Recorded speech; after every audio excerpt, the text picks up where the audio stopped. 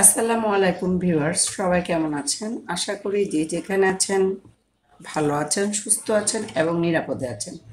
আজকে আমি আরও একটি রেসিপি নিয়ে হাজির হয়ে গেছি। আশা করি আজকের রেসিপিটাও আপনাদের কাছে অনেক বেশি ভালো লাগবে। ভালো লাগলে অবশ্যই ভিডিও শুরুতে একটা লাইক দিয়ে দেখা শুরু করবেন। সবাইকে একদম রিকোয়েস্ট করছি, আর ফুল ভিডিও দেখার চেষ্টা করবেন। আমার চ্যানেলে যদি আপনি নতুন হয়ে থাকেন, অবশ্যই চ্যানেলটা সাবস্ক্রাইব করে পাশে থাকা বেল আইকনটা অলে ক্লিক করে রাখবেন।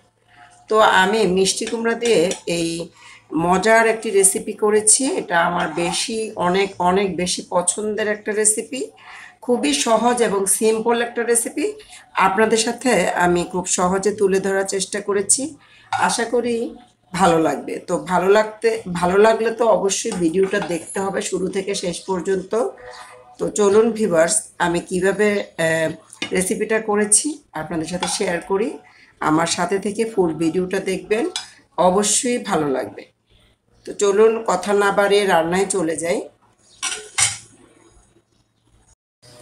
তো রান্নাটা করার জন্য চলে আসছি চুলাতে। আর প্রথমে আমি চুলাতে একটি হাঁড়ি দিয়েছি, আর সেটাতে আমি দিয়ে দিচ্ছি পরিমাণ মতো তেল। তেলটা যখন একটু গরম হয়ে যাবে তখন আমি দিয়ে দিব এখানে পেঁয়াজ কুচি।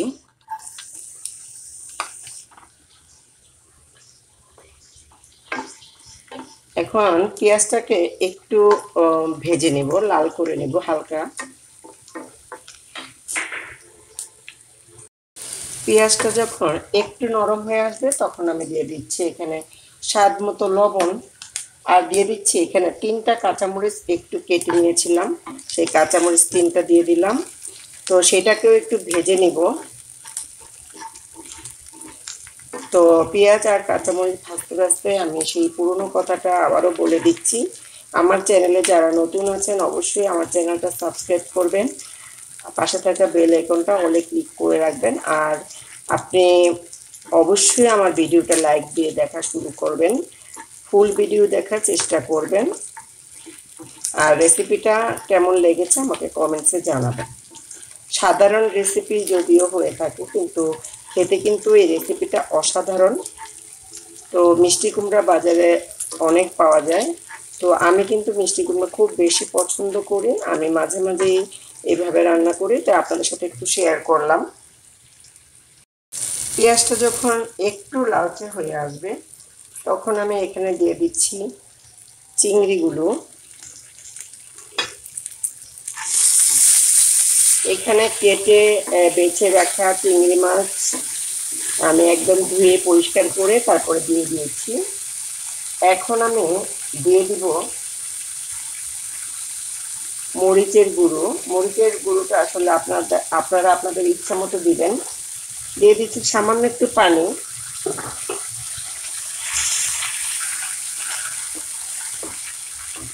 পানিটা দিয়ে তারপর আমি বাকি সব মশলা দিব। দিয়ে দিচ্ছি রসুন পেস্ট।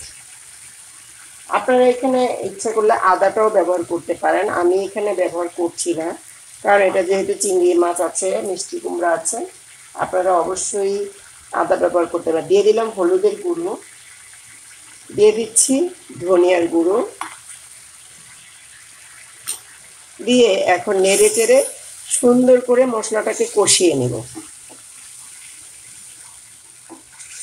আমি কিন্তু খুবই সহজভাবে রেসিপিগুলো আপনাদের সাথে শেয়ার করার চেষ্টা করি, আপনারা যেন খুবই সহজে বাসায় তৈরি করতে পারেন।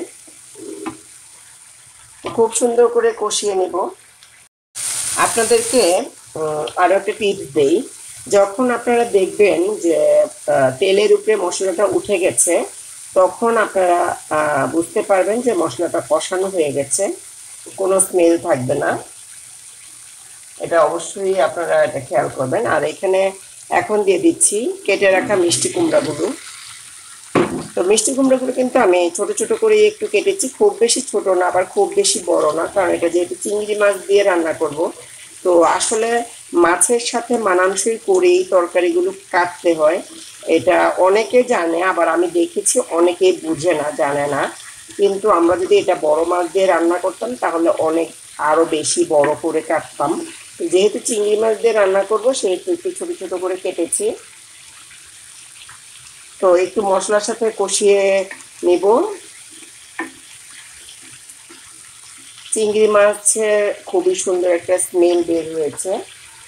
এখন একটু সামান্য একটু পানি দিয়ে দিব, দিয়ে আমি একটু ঢেকে দিব। আর এটা কিন্তু একটু মাখা মাখা থাকবে।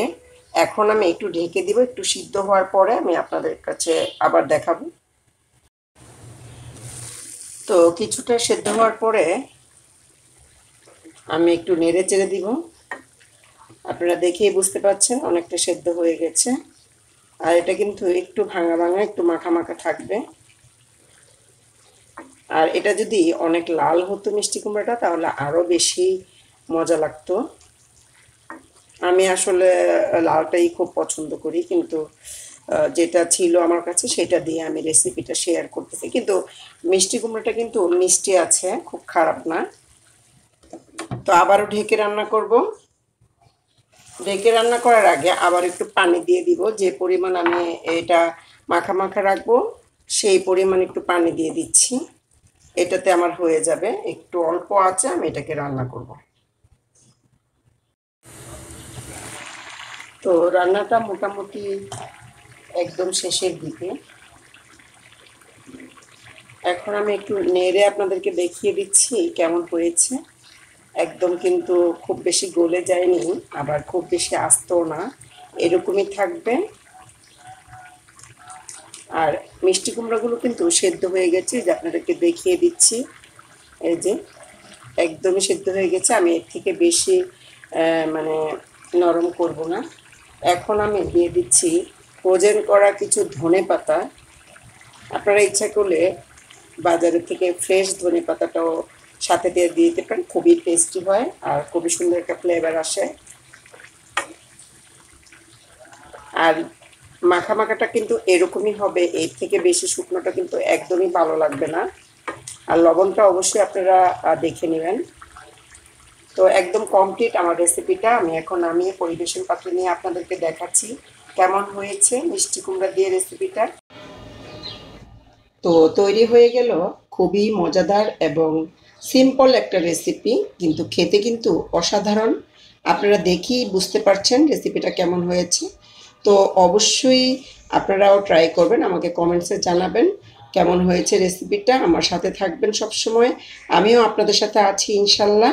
তো আজকে এই পর্যন্তই। সবাই ভালো থাকবেন, সুস্থ থাকবেন। নতুন হয়ে থাকলে আমার চ্যানেলটা অবশ্যই সাবস্ক্রাইব করে পাশে থাকা বেল আইকনটা অলে ক্লিক করে রাখবেন।